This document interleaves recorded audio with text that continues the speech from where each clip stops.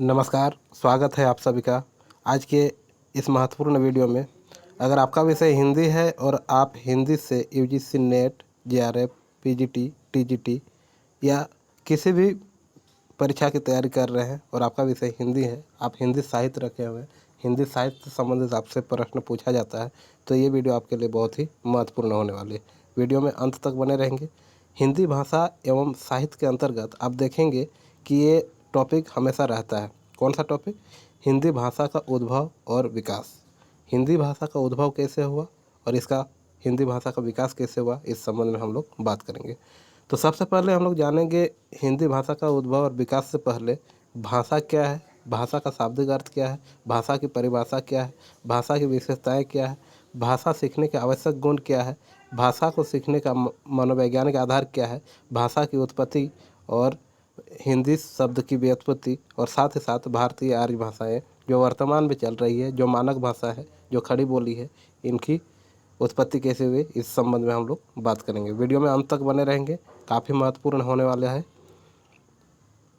सबसे पहले देखिए, यहाँ लिखा हुआ है भाषा। जानेंगे भाषा क्या है। भाषा शब्द संस्कृत के भाष धातु से बना है। भाष धातु, धातु यानी क्रिया, और उसी को हम लोग अंग्रेजी में वर्ब बोलते हैं, यानी धातु से बना है। धातु कहने का अर्थ है उसी को, धातु को संस्कृत में धातु कहा जाता है और हिंदी में क्रिया, और उसी को अंग्रेजी में वर्ब कहा जाता है। यानी हम कह सकते हैं भाषा शब्द जो है वो संस्कृत के भाष धातु से बना है ना। तो भाष का अर्थ क्या हो गया? भाष का अर्थ है कहना, बोलना, उच्चारण करना या प्रकट करना। भाष का अर्थ क्या होता है? कहना, बोलना, उच्चारण करना या प्रकट करना। यानी क्या कहना? हम अपने विचारों का जो अभिव्यक्ति के माध्यम से आदान प्रदान करते हैं, यानी किसी से कुछ कहते हैं या कुछ बोलते हैं या अपने विचारों का प्रकट करते हैं, वही क्या होता है? भाषा होता है। फिर देखिए, भाषा जो शब्द है, भाष धन अंग, यानी इसमें अंगम में हलंत है इसलिए ये हट जाएगा, अशेष बच जाएगा और भाष का निर्माण होता है। फिर इसमें अगर हम टाप प्रत्यय लगाएंगे तो इसमें प में हलंत है, इसे काट देंगे तो ट में आकार की मात्रा जो है ये इसमें आ शेष रह जाता है। इस प्रकार भाष बन जाता है। यहाँ दिखाया गया है, देखिए भाष में अंग और इसमें अंग का हलंत है इसलिए ये कट जाएगा, अप्रत्यय यानी भाष, इसमें पूरा भाष हो जाएगा। इसमें फिर भाष हलंत और टाप प्रत्यय है, इसमें आ शेष बचा, इसमें भाषा का निर्माण हो जाता है। अतः हम कह सकते हैं कि भाषा का निर्माण भाष और भाष धन आ से भाषा बना है, जिसका सामान्य अर्थ क्या होता है? भाषा का सामान्य अर्थ होता है वह जो कही जाए, मतलब ऐसे विचार, ऐसे अभिव्यक्ति जो हम कह सकते हैं, यानी हम किसी से आदान प्रदान कर सकते हैं, या वह जो बोली जाए, यानी जो कही जाए, बोली जाए, और हमारा कहा गया बात या हमारे द्वारा बोली गई बात किसी पर सुना जाए, तभी वो क्या होगी? भाषा होगी। देखिए इस फिगर, इस डायग्राम के माध्यम से बताया गया है, यानी ये एक व्यक्ति है, ये एक व्यक्ति, दोनों में क्या हो रहा है? संप्रेषण हो रहा है, यानी अभिव्यक्ति का विनिमय हो रहा है, विचार का विनिमय हो रहा है। ये जो व्यक्ति है, इन व्यक्ति तक क्या कर रहे हैं कि अपने विचार, अपने भाव, अपने वेग, अपने संवेग आदान प्रदान कर रहे हैं, और इनके द्वारा इसके पास क्या हो रही? प्रतिक्रिया हो रही। जब तक प्रतिक्रिया नहीं होगी वो भाषा नहीं कहलाएगी। जिस प्रकार आप देखेंगे कि ट्रेन जो चलती है, हरी झंडी दिखाने पर चली जाती है, लाल झंडी दिखाने पर रुकती है। ठीक उसी प्रकार अगर आप ट्रैफिक पुलिस को देखेंगे, लाल बत्ती, हरी बत्ती, पीली बत्ती जलाते हैं और इशारे के माध्यम से अपना कार्य करते हैं, तो वो भाषा वास्तव में नहीं कहलाती, वो सांकेतिक भाषा है। लेकिन भाषा को दो ही रूप में माना जाता है, एक मौखिक, एक लिखित। सांकेतिक रूप भाषा को मानक हिंदी में शामिल नहीं किया गया है। आगे जानते हैं भाषा की परिभाषा। इसको अच्छे से समझिएगा कि भाषा की परिभाषा क्या होती है। जब किसी एक व्यक्ति के भाव, विचार आदि को दूसरे व्यक्ति तक पहुंचाया जाए तथा जिस साधन में हमें अपने विचार और भाव एक दूसरे तक आदान प्रदान करते हैं, उसे क्या कहते हैं? भाषा कहते हैं। फिर से एक बार, जब किसी एक व्यक्ति के भाव, विचार, भाव और विचार कहाँ होते हैं? मन में उत्पन्न होते हैं। उसी विचार को क्या करते हैं? हम दूसरे व्यक्ति तक पहुंचाते हैं। वो पहुंचाने के बाद जो उधर से प्रतिक्रिया आए, या तो हम जिस माध्यम से पहुंचाते हैं वही साधन अपने विचार और भाव एक दूसरे तक पहुंचाते हैं, किसके माध्यम से, किसी के माध्यम से हो, लिखित रूप से या मौखिक रूप से आदान प्रदान करते हैं, उसे क्या कहते हैं, भाषा कहते हैं। आशा है कि समझ में आ रहा होगा। ठीक है, फिर है भाषा की विशेषताएं। भाषा की विशेषताएं जानना बहुत ज़रूरी है। भाषा की विशेषताएं के अंतर्गत आप देखेंगे, सबसे पहले भाषा जो है एक अर्जित संपत्ति है, न कि पैतृक संपत्ति। भाषा को हम कभी भी पैतृक संपत्ति के रूप में नहीं मान सकते हैं। क्यों? क्योंकि भाषा जो है अर्जन किया जाता है। अगर आपके बच्चे को अंग्रेज में रख दिया जाए, अंग्रेज कहने का अर्थ है इंग्लैंड में रख दिया जाए, तो वो इंग्लिश सीख के आ जाएगा, यानी अंग्रेजी सीख के आ जाएगा। ठीक, फ्रांस में रख देंगे तो फ्रेंच सीख के आ जाएगा, या हमारे ही भारत की अगर बात करें तो तमिलनाडु में रख देंगे तो तमिल सीख के आ जाएगा, आंध्र प्रदेश में रखेंगे तो तेलुगु सीख जाएगा। ठीक, अगर उत्तर भारत की बात करें तो अगर जम्मू कश्मीर में रख देंगे तो कश्मीरी सीख जाएगा, यानी उसके वातावरण के अनुसार वो भाषा सीखेगा। एक उदाहरण लेते हैं, मान लीजिए आप एक धारावाहिक या सीरियल कह सकते हैं उसे, जो पहले चलती थी, मोगली। मोगली को आप देखे होंगे, वो जंगल में रहता था और जानवरों से बातचीत करता था, लेकिन वो धीरे धीरे जानवरों की भाषा बोलने लगा। साथ ही क्या हो गया कि उसी परिवेश में रहने के कारण वो जानवर की भाषा बोलने लगा और जानवर की भाषा को समझने लगा। यानी हम कह सकते हैं कि हम जिस वातावरण में रहेंगे, ठीक उसी प्रकार की भाषा सीख जाएंगे। फिर है भाषा परिवर्तनशील इकाई या साधन है। वास्तव में भाषा जो है परिवर्तनशील है। कभी भी इसको, भाषा को हम सीमित नहीं बोल सकते, भाषा सीमित नहीं हो सकती है, धीरे धीरे परिवर्तन होता ही है। पहले हम लोग मान लीजिए लिखने की क्रिया में क्या करते थे, पहले अ को इस प्रकार लिखा जाता था, लेकिन अब क्या होने लगा, इस प्रकार अ लिखने लगे। फिर बात करते हैं हम लोग झ को, पहले झ आप जानते होंगे इस प्रकार लिखते थे, लेकिन अब झ को इस प्रकार लिखे जाना। लिखावट में और मौखिक रूप में दोनों ही प्रकार से क्या होने लगा, धीरे धीरे परिवर्तन दिखाई देने लगा। अगर हम बात करेंगे पहले कर्म, कर्म मतलब क्या होता था, काम, है ना। अभी भी हम लोग बोलते हैं कि कर्म कीजिए, कर्म कीजिए मतलब काम कीजिए। उसी को हम लोग धीरे धीरे क्या कर दिए, सरल कर दिए। फिर मान लीजिए एक लेते हैं कर्ण, कर्ण मतलब क्या होता है, कान, है ना। इसी प्रकार हस्त, हस्त मतलब हाथ। इससे स्पष्ट होता है कि भाषा जो है परिवर्तनशील साधन है या इकाई है। फिर है भाषा एक सामाजिक प्रक्रिया है। मान लीजिए अगर भाषा न होती तो मनुष्यों का स्थिति क्या होती। वास्तव में हम समस्याओं को झेलते हुए अपने कार्यों को करते हैं। क्यों? क्योंकि आप अपने विचार, अपने भाव की अभिव्यक्ति किससे करेंगे, जब तक कोई मनुष्य न मिले, आप किसी से जब तक अपने भाव और विचार को अभिव्यक्त करने के लिए किसी के माध्यम का सहारा न ले, तो आप अपने विचार को दूसरे तक नहीं पहुंचा सकते। मान लीजिए अभी हमारा हिंदी प्रदेश है, हिंदी प्रदेश में अगर कहीं विदेश चले जाते हैं और हमें उस भाषा की ज्ञान नहीं होती, तो कहीं ना कहीं समस्याएं उत्पन्न होती है। अतः हम कह सकते हैं कि भाषा एक सामाजिक प्रक्रिया है। अगर भाषा न होती तो सामाजिक प्राणी हम लोग नहीं कहलाते। फिर है भाषा जो है कठिन से सरल की ओर चलती है। जिस प्रकार अभी हम लोग ने उदाहरण के माध्यम से देखा कि कर्ण को कान बोला जाने लगा, कर्म को काम बोलने लगे, घृत को घी बोलने लगे। ठीक उसी प्रकार आप देखेंगे कि हिंदी की जो उत्पत्ति हुई, सबसे पहले वैदिक संस्कृत थी, वैदिक संस्कृत से लौकिक संस्कृत, लौकिक से पाली, पाली से प्राकृत, प्राकृत से अपभ्रंश, अपभ्रंश से फिर स्वरसैनी। इस प्रकार अंत में क्या हो गया, मानक हिंदी यानी खड़ी बोली का निर्माण हुआ। कह सकते हैं कि कठिन से सरल की ओर चलने वाली एक प्रक्रिया है क्या, भाषा। फिर है भाषा मानक रूप को धारण करती है। मानक रूप कहने का अर्थ है सत्यता को जानती है, जो सबको माने। ऐसे मान लीजिए कान, कान जो एक शब्द है या तो काम कुछ भी, तो इसे सिर्फ हम कर्ण को कान कर दिए ऐसी बात नहीं है, चाहे तो कर्म को काम कर दिए ऐसी बात नहीं। इसे सबको माना, यानी मानक रूप है, वैज्ञानिक रूप है। सबको इसको अनुकरण करने लगा और उसी अनुकरण के आधार पर सभी को काम को, कर्म को काम कहने लगा, कर्ण को कान कहने लगा। इस प्रकार हम कह सकते हैं कि भाषा का जो है मानक रूप को धारण करने लगी। फिर है भाषा अनुकरण द्वारा सीखी जाती है। अगर आपको याद होगा बचपन में या तो फिर अभी भी, ऐसे प्रभावित शिक्षक से अगर आप पढ़ाई कर रहे हैं जिनकी भाषा आपको बहुत पसंद आई हो, शायद उनके साथ रहने की अगर आपको मौका मिला हो, तो धीरे धीरे आप देखेंगे कि कक्षा में या ऑनलाइन क्लास में किसी में भी उनका अनुकरण आप करने लगे। आप देखेंगे घर में बच्चे भी अपने दादा दादी, पिता, माँ अनुकरण करते हैं क्या, भाषा। और उन लोग के द्वारा जो भाषा अनुकरण करते हैं बच्चे, वही धीरे धीरे सीखते हैं। यानी भाषा वातावरण का प्रभाव पड़ता ही है, साथ ही साथ अनुकरण द्वारा भी सीखी जाती है। फिर है, कभी भी दो मनुष्यों की भाषा एक जैसी नहीं होती। ये भी सत्यता है, अनुकरण द्वारा सीखी जाती है, लेकिन आप देखेंगे कि कॉपी करना यानी जेरोक्स करना, किसी भी चीज़ का जेरोक्स करना जेरोक्स ही होता है, कॉपी करना कॉपी ही होगा, वो ओरिजिनल नहीं हो सकता। यानी एक मनुष्य की भाषा दूसरे मनुष्य के साथ कभी भी पूर्ण रूप से नहीं मिल सकती है। कुछ ना कुछ आपको अंतर दिखाई पड़ेगी। हो सकता है दोनों भाई जुड़वा हों और दोनों भाइयों में अगर बातचीत करेंगे आप तो कुछ ना कुछ अंतर पाए जाएंगे। फिर भाषा का कोई अंतिम रूप नहीं होता, यह निरंतर चलने वाली प्रक्रिया है। भाषा का जिस प्रकार हम कह सकते हैं कि ये निरंतर चलने वाली एक प्रक्रिया है। क्यों? क्योंकि भाषा को सीमित नहीं किया जा सकता है। नए नए भाषा सृजनात्मकता होते रहेगी और नए नए शब्दों का निर्माण होते रहेगा और पुराने शब्दों का लोप होते रहेगा। इस प्रकार भाषा जो चलने वाली एक प्रक्रिया है वो निरंतर है।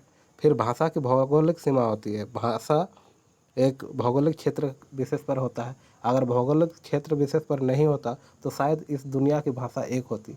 आप देखेंगे विदेश में अलग भाषा बोली जाती है और अलग अलग राज्यों में अलग भाषा बोली जाती है। विदेश की बात तो छोड़ दीजिए, अगर आप देखेंगे हमारा भारत को लेंगे तो उत्तर में जम्मू कश्मीर, दक्षिण में तमिलनाडु और पूरब में पश्चिम बंगाल और पश्चिम में गुजरात। इस प्रकार देखेंगे गुजरात में गुजराती, बंगाल में बंगाली, उड़ीसा में उड़िया और कश्मीर में कश्मीरी, तमिलनाडु में तमिल और आंध्र प्रदेश में तेलुगु। इस प्रकार अलग अलग भौगोलिक क्षेत्र सीमा पर अलग अलग भाषाएं बोली जाती है। अतः भाषा की भौगोलिक सीमा होती है। फिर है, भाषा में सृजनात्मकता होती है। धीरे धीरे भाषा क्या होती है? सृजन कर रही है। अलग अलग भाषा को हम सृजन कर सकते हैं, उत्पन्न नहीं कर सकते हैं। मान लीजिए जब कोरोना काल थी तो कोरोना काल में बहुत सारे ऐसे शब्द आए जो पहले नहीं थे, शायद कोई नहीं जानते होंगे, जैसे लॉकडाउन, क्वारंटाइन। ये जो शब्द आया धीरे धीरे क्या होने लगा कि सृजन होने लगा, और यही सृजन क्या कहलाती है? भाषा में सृजनात्मकता होती है, इसी को हम लोग कह सकते हैं। फिर है भाषा सीखने के आवश्यक गुण। भाषा आप तभी सीख सकते हैं जब आपके पास क्या हो? जिज्ञासा हो। देखेंगे भाषा, अगर आप अंग्रेजी नहीं जान रहे हैं, अंग्रेजी सीखने की जिज्ञासा है, तो आप अंग्रेजी बहुल क्षेत्र में जाएंगे या तो आप साउथ में चले जाएंगे जहाँ पर इंग्लिश का बोलबाला है, वहाँ पर आप जाएंगे तो धीरे धीरे इंग्लिश अगर सीखने की इच्छा भी है तो आप जिज्ञासा ज़रूर रखे होंगे और धीरे धीरे उनके साथ बोलने का प्रयास करेंगे। और जैसे ही बोलने का प्रयास करेंगे तो फिर किसी न किसी प्रकार से दूसरे से क्या करेंगे? अनुकरण करेंगे। यानी पहला तो हो गया जिज्ञासा, दूसरा अनुकरण और तीसरा क्या करेंगे? अब निरंतर अभ्यास करेंगे और इस प्रकार आप उस भाषा को सीख जाएंगे। जो वातावरण विशेष पर है उस भाषा को आप धीरे धीरे कहीं ना कहीं सीख कर आ जाएंगे। फिर है भाषा को सीखने का मनोवैज्ञानिक आधार। आप जान रहे होंगे सबसे पहले भाषा सीखने के लिए आपको क्या करना होगा? किसी से सुनना होगा, फिर उस भाषा को धीरे धीरे बोलना होगा। फिर बोलना और पढ़ना दोनों में अंतर है। बोलना तो आप कोई भी बोल सकता है, साक्षर हो या निरक्षर हो, कोई भी आराम से बोल सकता है, लेकिन पढ़ना वही पढ़ सकता है जो साक्षर है, जो जिसे अक्षर का ज्ञान है। जिसे अक्षर का ज्ञान होगा वही क्या करेगा? पढ़ पाएगा और वही लिख भी पाएगा, है ना। इस प्रकार हम कह सकते हैं कि सबसे पहले सुनना, बोलना, पढ़ना, लिखना, ये जो है मनोवैज्ञानिक आधार है। भाषा की उत्पत्ति। भाषा की उत्पत्ति कैसे हुई ये भी जानना बहुत ज़रूरी है। भाषा की उत्पत्ति आप देखेंगे कि सबसे पहले, ऐसे तो भारत की सबसे प्राचीन भाषा संस्कृत को माना जाता है ना। भारत की सबसे प्राचीन भाषा संस्कृत को माना जाता है और मानव उत्पत्ति का पहला ग्रंथ ऋग्वेद को माना जाता है, जो कि वैदिक संस्कृति में लिखा गया था। वैदिक संस्कृति में क्या लिखा गया था? ऋग्वेद। और इसी के समकालीन ईरान की एक धार्मिक ग्रंथ थी जिसे अवेस्ता कहा जाता है ना। फिर आप देखेंगे हम लोग बात कर रहे थे किसकी? भाषा की उत्पत्ति की। भाषा की उत्पत्ति कैसे हुई, है ना। तो सबसे पहले भाषा की उत्पत्ति की अगर बात करें तो ये है ईस्वी, यानी 0। और यहाँ से इधर पहले ईसा पूर्व की बात करें, यहाँ पर ईसा मसीह का जन्म होता है। इधर 500 ईसा पूर्व, 1000 ईसा पूर्व, 1500 ईसा पूर्व। यानी कहीं कहीं आप देखेंगे BC लिखा हुआ रहता है या BCE, बीसी का फुल फॉर्म होता है बिफोर क्राइस्ट और बिफोर कॉमन एरा बीसी, और एडी का यानी ईस्वी एनो डोमिनी। वैदिक संस्कृत सबसे पहले 1500 ईस्वी पूर्व, फिर लौकिक संस्कृत 1000 ईसा पूर्व, पाली 500 ईसा पूर्व, प्राकृत, पाली के बाद क्या आ जाएगा, ईसा मसीह का जन्म होता है, यहीं से ईस्वी शुरुआत होती है। प्राकृत 500 ईस्वी और अपभ्रंश 1000 ईस्वी, खड़े बोली 1000, मतलब 1000 से अब तक जो चल रही है 2024 क्या चल रही है, खड़ी बोली हिंदी, यानी आधुनिक आर्य भाषा का प्रचलन चल रहा है। बात करेंगे संस्कृत, वैदिक संस्कृत की, तो वैदिक संस्कृत इसलिए कहा जाता है क्योंकि 4 वेदों की संरचना होने के कारण इसे वैदिक संस्कृत कहा गया। इसी को देववाणी भी कहा जाता है, और इसे वैदिक संस्कृत यानी ऋग्वेद, सामवेद, यजुर्वेद, अथर्ववेद का वैदिक संस्कृत के समय इसका प्रचलन चल रहा था, खास करके ऋग्वेद की। फिर आ गया लौकिक संस्कृत, यानी वैदिक संस्कृत से थोड़ा सा सरल लौकिक संस्कृत का उद्भव हुआ, जिसमें से महाभारत, रामायण, उपनिषद, वेदांग, पुराण, उपपुराण, उपवेद का निर्माण हुआ, और इसे लौकिक संस्कृत को ब्राह्मण संस्कृत से भी नाम से जाना जाता है। भारतीय आर्य भाषाएं कैसे कैसे इनका विकास हुआ, इस संबंध में जानना बहुत ज़रूरी है। तो आप देखेंगे सबसे पहले प्राचीन भारतीय आर्य भाषा 1500 ईसा पूर्व से लेकर 500 ईसा पूर्व तक।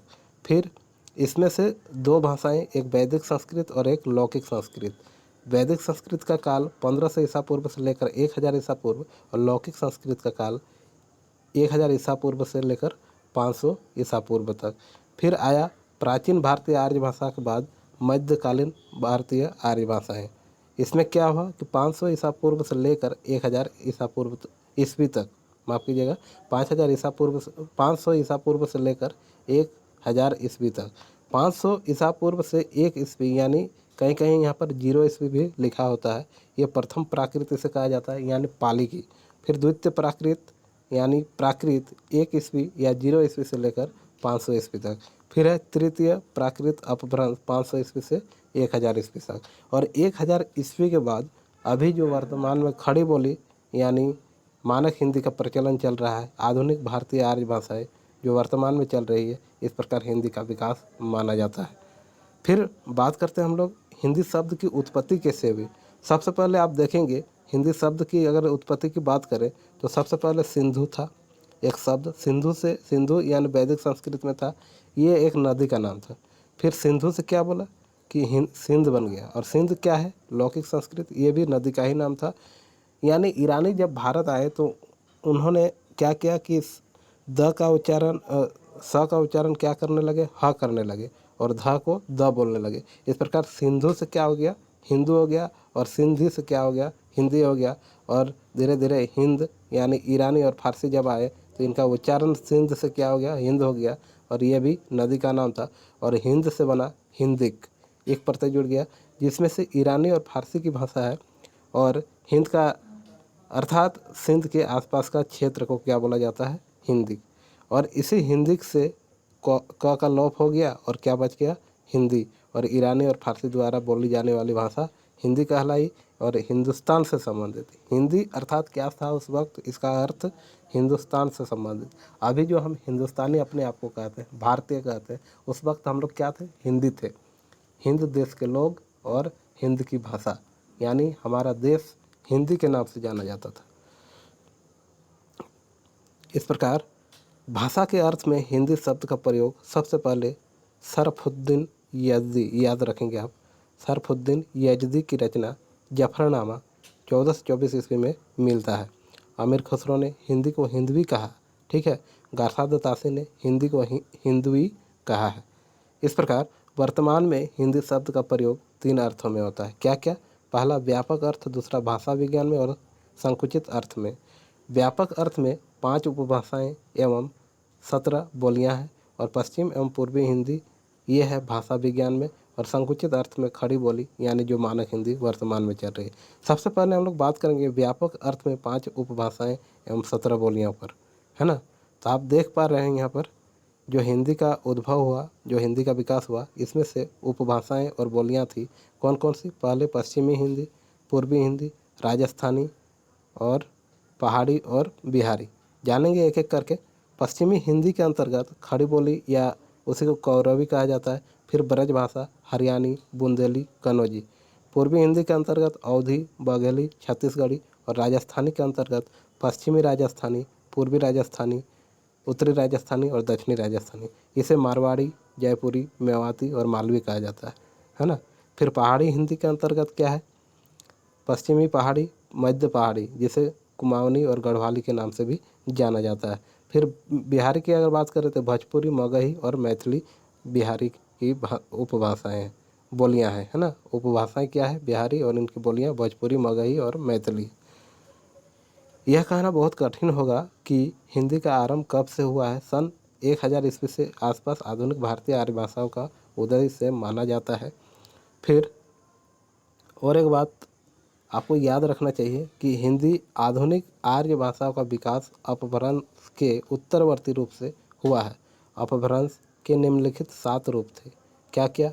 मागधी अपभ्रंश, अर्धमागधी अपभ्रंश, महाराष्ट्रीय अपभ्रंश,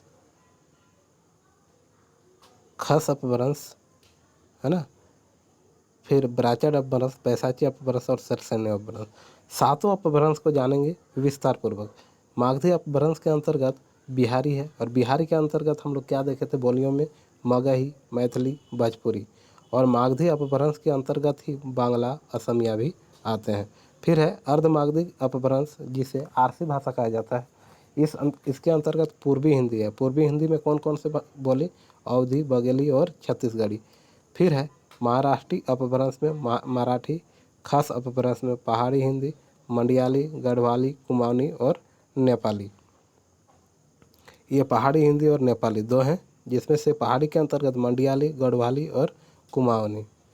फिर है ब्राचड अपभ्रंश में सिंधी, और पैसाची अपभ्रंश में पंजाबी और लहंदा। और सरसैन्य अपभ्रंश पश्चिमी हिंदी के अंतर्गत आते हैं। इसमें से पश्चिमी हिंदी के अंतर्गत आप देखेंगे खड़ी बोली, ब्रज भाषा, हरियाणी, बुंदेली और कन्नौजी, ये हो गए। और राजस्थानी के अंतर्गत पश्चिमी राजस्थानी मारवाड़ी, पूर्वी राजस्थानी जयपुरी, उत्तरी राजस्थानी मेवाती और दक्षिणी मालवी, इस प्रकार। और एक गुजराती। इस प्रकार ये सरसैन्य अपभ्रंश बहुत ही महत्वपूर्ण है। ये तो थी हिंदी भाषा की उद्भव और विकास। वीडियो में अंत तक बने रहने के लिए आपको बहुत बहुत धन्यवाद। मिलते हैं इसी प्रकार के किसी और एक नए वीडियो। इसके आगे हम लोग जानेंगे अगले वीडियो में। ऐसे तो हिंदी भाषा का उद्भव और विकास अपने आप में व्यापक, यानी बहुत बड़ा टॉपिक है, उसको पूरा करेंगे हम लोग पार्ट 2 में, यानी इसके भाग 2 में आप अवश्य वीडियो को देखेंगे, ऐसा हमें उम्मीद है। वीडियो में अंत तक बने रहने के लिए आपका एक बार पुनः धन्यवाद। मिलते हैं किसी अन्य नए वीडियो में। तब तक के लिए खुश रहें, स्वस्थ रहें, मस्त रहें, पढ़ाई जारी रखें।